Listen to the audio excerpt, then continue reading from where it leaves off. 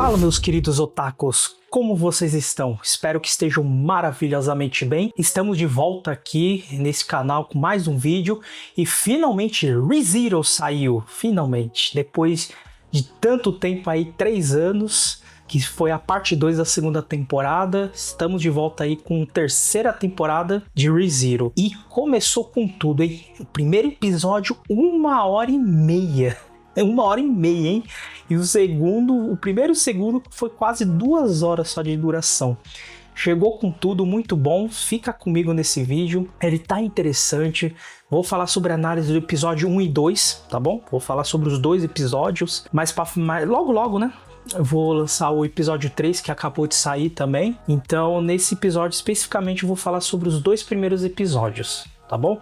Análise do episódio, diferenças em relação a Light Novel, se houve mudanças ali no estúdio, no diretor, como que tá a animação. E claro, muita coisa boa também, né? Teve uma mudança em uma personagem aí, teve uma leve censurada aí no design de uma personagem que apareceu aí que tá diferente em relação da Light Novel, que eu também vou falar, tá bom? Mas antes de começar o vídeo, peço que se inscreva no canal caso vocês não sejam inscritos, curta, comente esse vídeo, compartilhe, né? Senta o dedo no like aí também, que isso ajuda aí o engajamento no canal, ajuda o canal a crescer, que ainda tá no comecinho, né? Tá bebezinho ainda, tá engateando o canal ainda, então preciso da ajuda de vocês, tá bom, pessoal? Agora sim, dito isto, bora pro vídeo. Depois de 3 anos, ReZero está de volta, e nessa temporada se concentrará na preparação para a eleição real, com o Subaru e a Emilia trabalhando incansavelmente para garantir a vitória. No entanto, o caminho até o trono está repleto de obstáculos e inimigos poderosos, né? Novas ameaças surgem, colocando em risco tudo que o Subaru e seus amigos construíram.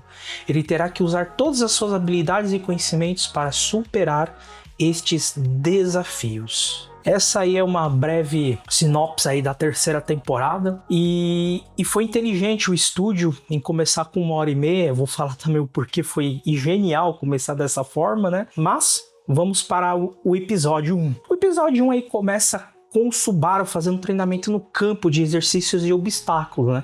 Logo no começo do episódio mostra que se passou 1 ano desde os eventos da segunda temporada, parte 2, né, pela conversa do Subaru com a Beatrice. Faz 1 ano aí que eles também assinaram já um contrato. Depois o episódio segue para a Emilia recebendo um convite da Anastasia para uma reunião lá em Prestella. Aí ela disse que tinha encontrado algo ali que a Emilia estava procurando, que era o cristal mágico, né? E esse cristal mágico ia servir como catalisador para reinvocar o grande espírito, que é o Pac. Já que o Pac ele tá dormindo, porque usou toda a energia dele, e ele acabou entrando meio que em coma, podemos dizer assim, né? E a Emilia sempre estava procurando. Esse 1 ano ela procurou direto e não conseguiu encontrar absolutamente nada que servisse para trazer o Pac de volta, né?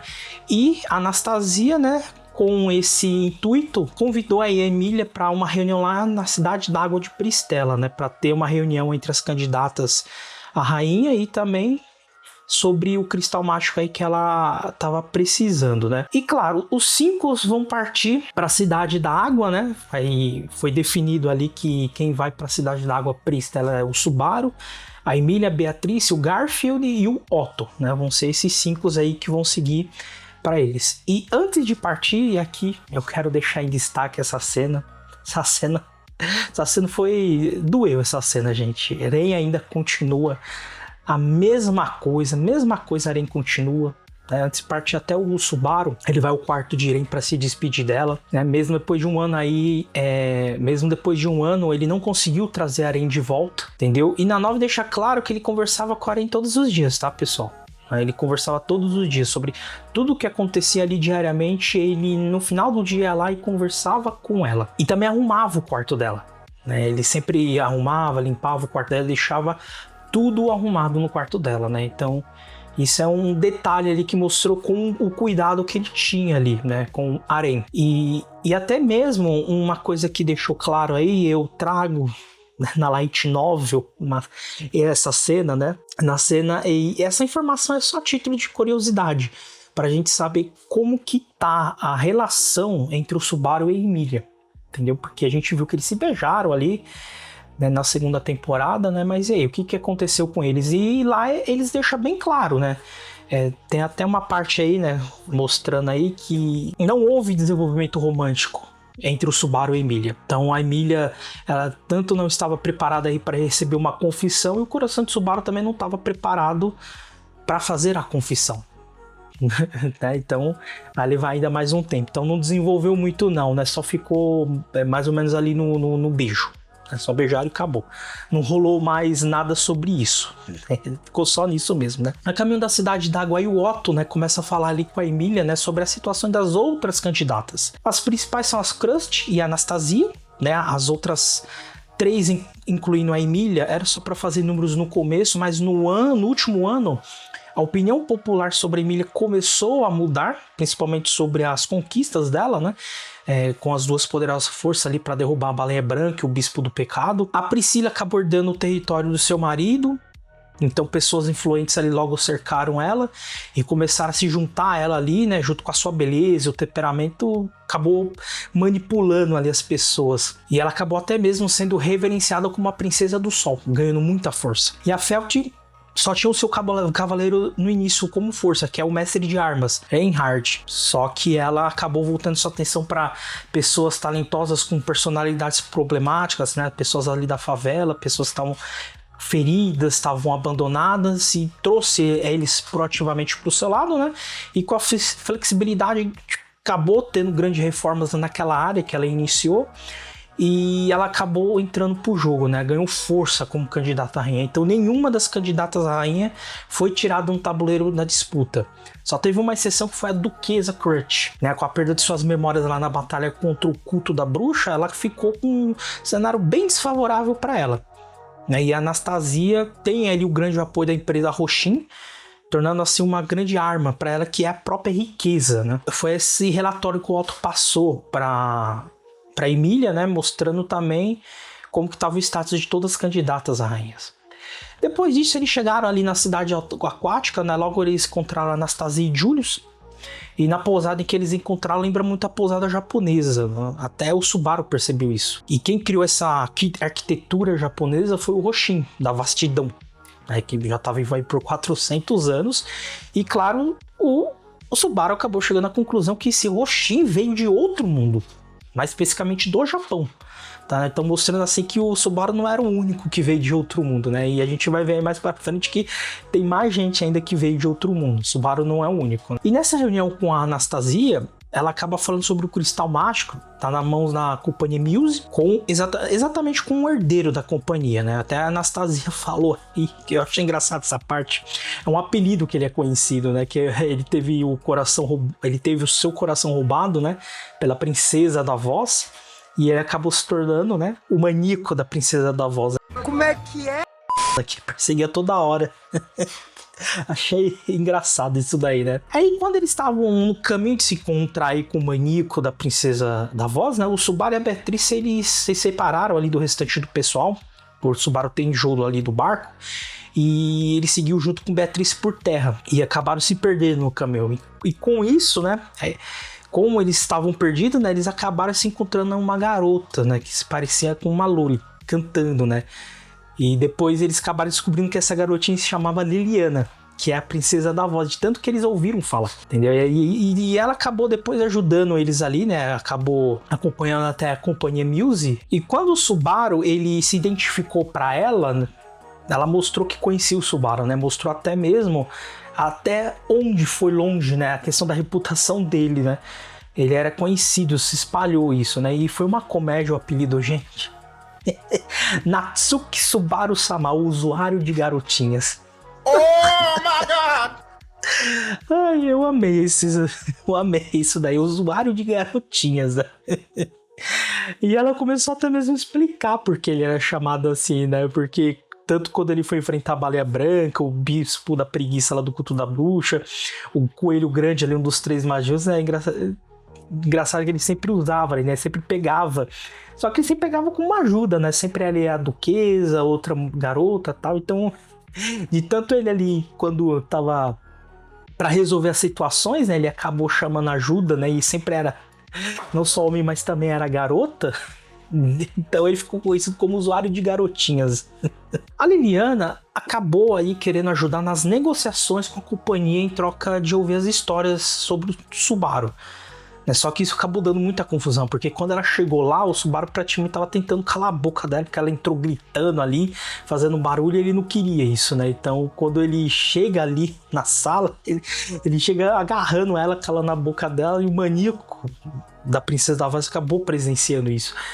Tanto é que ele surtou, pegou ali uma pedra mágica e explodiu todo o lugar, né? Acabou aí fracassando as negociações ali entre a Emília e ele. Depois, o que eu tenho para destacar do episódio é a reunião da pousada, né? Todas as candidatas à rainha acabam se reunindo ali.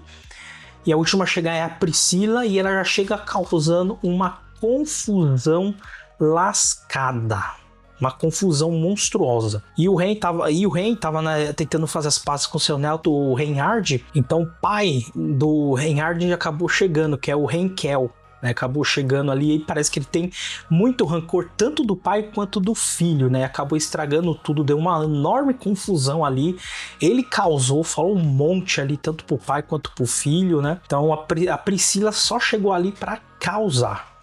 Só foi pra causar ali. Depois disso a gente segue ali pra Subaru e Emília com a Beatriz andando pela rua. Eles acabaram encontrando a Liliana tocando e a Priscila estava dançando. Até eles ficaram impressionados, né? Porque não esperavam isso da parte dela, né? Tanto é que a Priscila convida, né, a Liliana lá pra ser uma cantora pessoal dela, né? E a Princesa da Voz acabou recusando isso. Até o comportamento de Priscila deixou o Subaru e a Emília ali impressionados, porque porque ela simplesmente entendeu e não tentou trazer ela à força, né? Então deixou todo mundo surpreso com a atitude dela. Esse ponto aqui é importante, gente. Esse ponto aqui, porque aqui vai ser o ponto do reinício do Subaru, né? Cada vez que ele retornar e fizer o retorno pela morte, será esse o ponto. Por isso que essa cena é importante, que vai ser a partir daí que vai reiniciar, né? E pro ato final do episódio, né? Quando tudo parecia calmo ali, uma mulher toda enfaixada aparece e acaba se identificando com uma bispa do pecado, do culto da bruxa, representando aí a ira, Sirius. E o problema é que quando ela começa a falar, todo mundo leva com uma piada, uma brincadeira ali. Ela queria confirmar ali uma questão de amor, entre outras coisas. Até ela pega um garoto ali de 9 anos, todo amarrado ali, chorando. Pessoa achando graça aquilo, né? Principalmente o Subaru. De início, você fica até confuso, assim. Fala assim, mas peraí, por que o Subaru tá achando isso? Porque ele sabe quem é o culto da bruxa. Ele sabe do que eles são capazes. Ele sabe do quão perigoso essa pessoa pode ser. E ele tava rindo, gritando, se divertindo ali, como se estivesse num show. Aí isso deixou um pouco confuso no começo, né? Só que depois a gente acaba ficando sabendo aí que todos estavam sendo hipnotizados, estavam sendo controlados. Até importante, até interessante que ela levanta ele ali no alto, né? Parece até a cena do Rei Leão.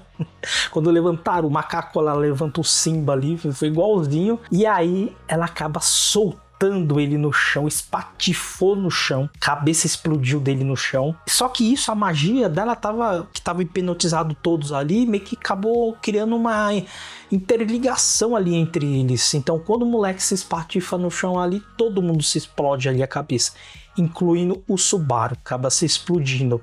Então acaba voltando aí no tempo novamente para a reunião lá, quando estavam todos reunidos, a Liliana e a Priscila, né? Até acaba passando mal porque voltou tudo ali de uma vez para ele, né? Tudo de uma vez, os acontecimentos ali, ele acabou passando mal, foi tudo de uma vez ali. Ele acaba passando mal.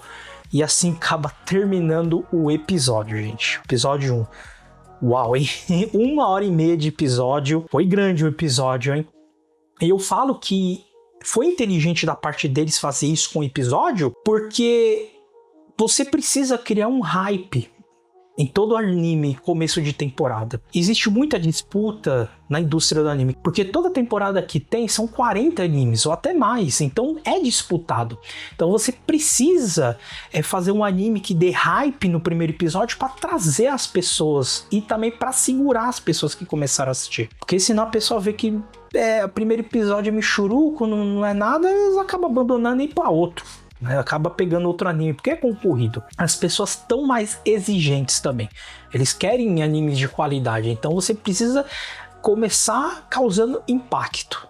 E é inteligente isso por quê? Porque não é todo mundo que faz isso. Tem muita gente que tem muitos animes aí que começa o episódio ali morno, fraco, entendeu? Tem vezes que só vai ter alguma coisinha ali, um hype ali no episódio 2, 3 ou até 4. Poucos animes fazem isso. Sousou no Frieren foi um desses. Começou com 4 episódios de uma vez só pra causar mais impacto, pra causar mais hype, pro pessoal continuar. Funcionou. O outro foi Ragnar Crimson. O primeiro episódio teve 47, foi 45 ou 47 minutos. E terminou numa cena sensacional. Um hype gigantesco se criou no primeiro episódio aí. Entendeu? E a expectativa pro segundo foi grande. Então você fazer 1h30 terminando o primeiro episódio desse jeito, isso causa um impacto, um hype pro próximo, uma expectativa pro próximo.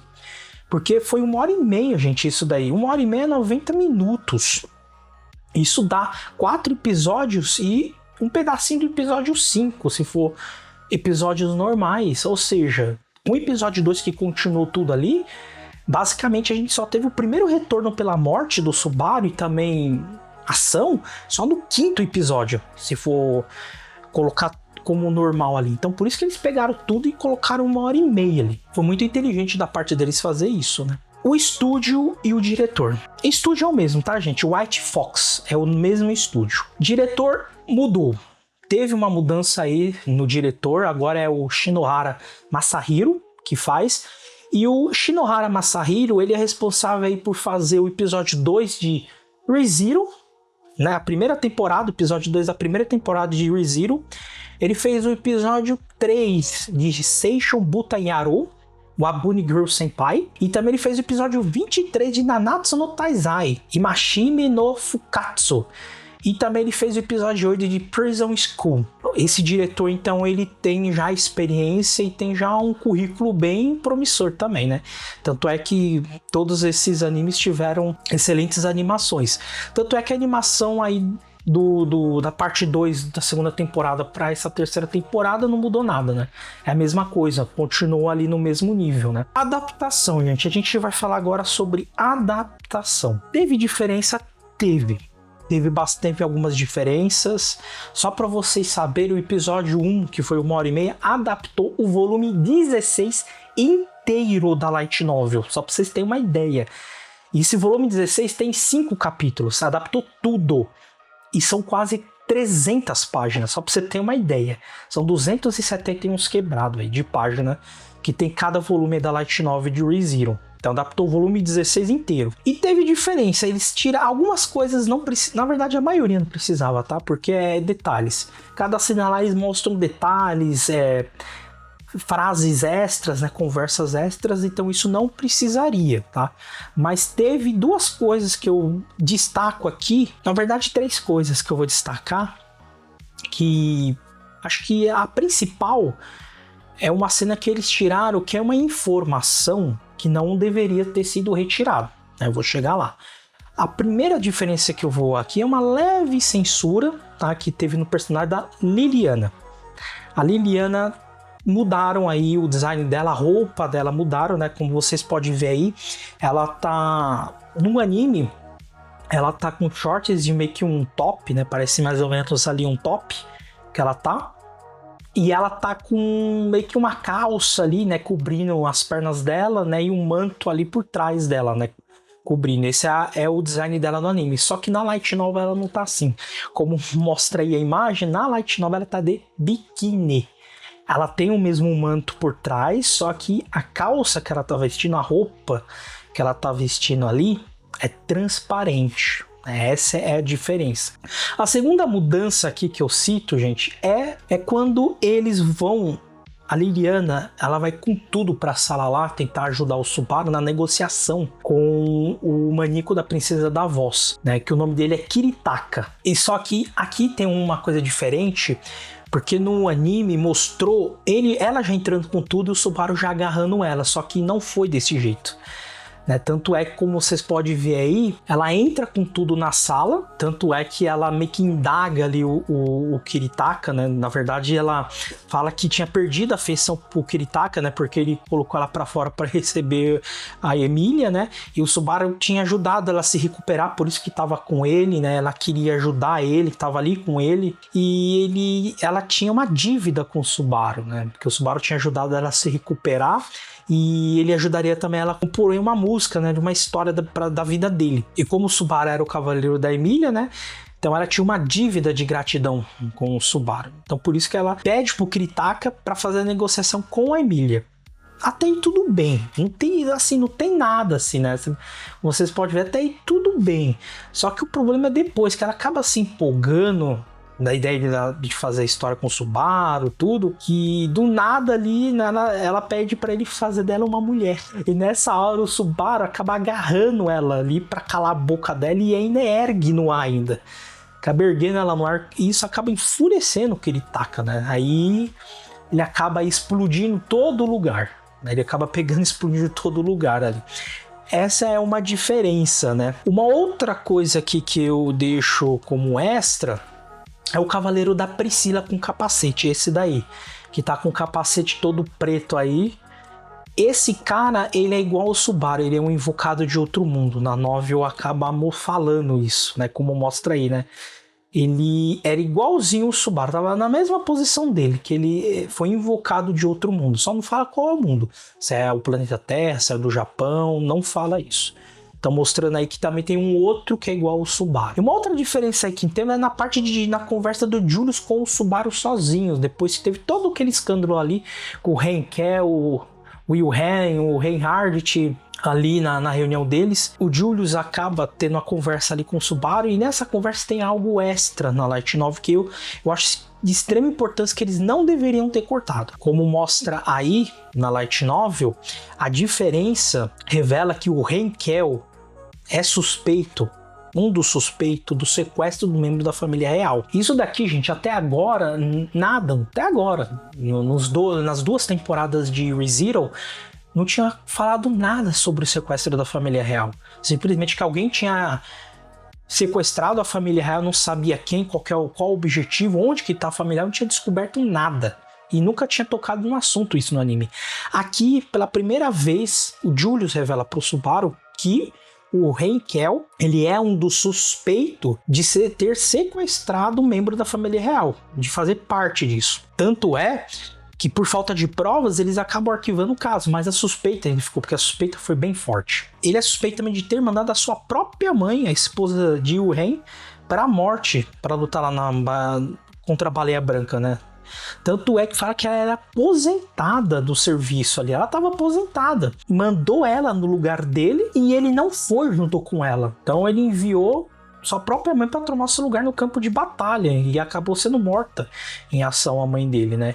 Isso daqui é importante, gente, tá bom? Isso aqui é muito importante. Então essas são as diferenças aí em relação ao episódio 1, tá bom, gente? Essas foram as diferenças. E agora sobre o episódio 2. Vamos pro episódio 2 agora. O episódio 2 começa aí depois que o Subaru volta através do Retorno da Morte, ao ponto onde estava lá a Priscila e a Princesa da Voz. Ele acaba relembrando tudo o que acontece. Tanto é que, em vez de ele pensa em pedir ajuda para Beatriz, só que logo ele deixa ela com a Emília. Ele acaba indo sozinho para a torre para encontrar a bispa do culto da bruxa lá. Só que lá ele acaba encontrando antecipadamente o moleque se acorrentando a si próprio, né? Que ele foi obrigado. E ele tenta ali ajudar ele, né? Tanto é que ele fala que se ele não fizer isso, a garota, porque ele gosta que é a Tina, poderia estar no lugar dele ali. Só que não adianta muito, porque logo a bispa da Ira acaba pegando o Subaru ali, tentando salvar o moleque. Tanto é que usa o controle mental e acaba amarrando ali ele com a corrente no pescoço dele e joga a escada abaixo ali. Ele fica pendurado no ar ali, sufocando. E a cena mostra tudo em detalhe, gente. Os dedos sendo cortados ali pela corrente, tentando arrancar a corrente. Ele sufocando lentamente até ele morrer e ter aí sua segunda morte. E ter aí o segundo retorno pela morte. E aqui, gente, é o problema que o Subaru ele tenta resolver tudo sozinho. Se ele fosse forte, ok. Ele tem mana, ele tem poder, ele pode fazer as coisas. Mas o problema é que ele não tem, ele é uma pessoa comum. O autor fez o Subaru assim, ele fez o protagonista. Eu acho que foi um dos piores erros, porque ele já tá aí já há mais de um ano, então pelo menos ele deveria ter algo a mais, poderia ter desenvolvido mana, alguma outra coisa, porque o único upgrade que ele deu foi fazendo um contrato com a Beatrice, então ele pode usar alguns poderes dela, só que só quando ele tá junto com ela. Só que o problema é que ele tenta resolver tudo sozinho, ele late muito o Subaru, ele late muito e não morde nada. Ele é fraco, o Subaru. E ele sabe disso, mas o problema é que ele insiste de fazer tudo sozinho. Aí por isso que fica dando merda e fica batendo cabeça. A segunda temporada, gente, chegou um momento ali que ficou um pouco enjoativo, porque ele tentava fazer tudo sozinho e não pedia ajuda pra ninguém. Depois que ele começou a pedir ajuda lá pra outras pessoas. Mas ele ficou várias vezes tentando fazer as coisas sozinho lá e morrendo assim por graça. Só que na segunda tentativa aí ele já não, né, pelo menos a primeira ele tenta sozinho, a segunda ele já pensa melhor, né? Aqui na terceira temporada ele pede ajuda pro Reinhardt, né? Que ele contraria o Hatching, se pede para lançar uma magia ali no meio da praça para chamar a atenção dele, né? Logo a Sirius acaba aparecendo. Ela coloca todo mundo em transe ali, inclusive o Subaru. Só que não demora muito, o Reinhardt acaba aparecendo ali na praça e tentar impedi-la. Primeira coisa que ele faz ali, ele se livra ali ele livra o Subaru e o Hatchins da lavagem cerebral. O Reinhardt acaba lutando contra ela e ele até acaba vencendo ela. Enquanto ele lutava, o Subaru acaba salvando o menino. Só que quando o Reinhardt ia dar o ataque final, o Subaru percebe que tem algo errado lá, que a Bispa estava muito calma, estava rindo, todos estavam sob o controle dela lá. Tanto é que quando ele dá o golpe final, o Subaru tenta falar alguma coisa, mas não consegue. Mas ele dá o golpe final e acaba refletindo em todo mundo, né? Todo mundo também acaba recebendo o mesmo dano, tendo assim um retorno mais uma vez o Subaru. Agora sim, na terceira tentativa que ele volta, finalmente ele pede ajuda para Beatrice, né? Acaba levando ela junto dessa vez. Ele acaba ali contando que o bispo do pecado da bruxa vai aparecer, ele conta do que ela é capaz, né? Conta sobre as características do pecado da ira para Beatrice, como eles poderiam combater. Ele até mesmo pensa em chamar o Reinhardt para ajudar eles. Beatrice descarta essa possibilidade de chamar o Reinhardt. Por quê? Porque ele é a própria definição de diferente no mundo. Então quando ele tá em um lugar ali, toda a mana naquele lugar acaba obedecendo a ele. Então tanto magos quanto espíritos são incapazes de usar seus poderes perto dele, inclusive a Beatrice. Então os dois acabam tentando resolver sozinhos, né? Beatrice dá uma ideia de usar o Shamak ali, que isso acaba separando a vontade do alvo de um feitiço do resto do mundo. Então, se todas as pessoas tiverem com a lavagem cerebral feita pelo inimigo, forem trazidos para o Shamak, isso pode resolver o problema. E quando eles estavam indo para a praça, né, a Emília acaba aparecendo atrás dele e fala que também ia se juntar a eles, porque acabou ouvindo a conversa sobre o culto da bruxa novamente, e ela fala que vai ajudar eles. Tanto é que ela seguiu porque sentia que tinha algo de errado com o Subaru, né? E por isso que ela acabou seguindo, para ela não se arrepender. Subaru tenta ali persuadir ela, mas não adianta muito. A Emília acaba mandando ali um discurso no jutsu e não arreda o pé dali. Tanto é que faz a Beatriz e o Subaru aceitarem que ela vá junto. E quando eles estão na praça ali, a Bispa acaba aparecendo, né? Antes dela aparecer, a Emília acaba atacando ali primeiro com tudo. E isso acaba ativando a lavagem cerebral de todo mundo já tá com a lavagem cerebral, e quando a Beatrice vê isso, ela fala que o Shamak não vai resolver, porque o que está acontecendo ali não é um encantamento, mas uma interferência espiritual, né? Como ali uma maldição, uma praga. A Bispa da Ira finalmente mostra, né, porque é chamada assim, ela fica com muita raiva da Emília, né? Tanto é que o Subaru acha estranho, porque até agora ela não agia dessa forma. Então ela começa a lutar com a Emília, e aí, gente, eu vou falar, a coreografia da luta ficou muito boa, a animação, coreografia, o som da luta ali, o som de fundo da luta ficou sensacional, a coreografia e em outras coisas. A animação como toda estava muito bom.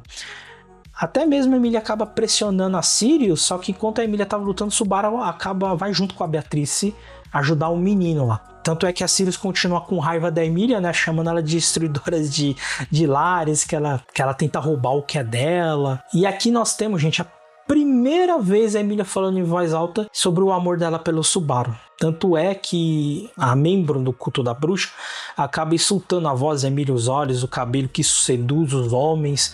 E ela fala que não para insultar isso, porque foi elogiado pelo homem que ela ama.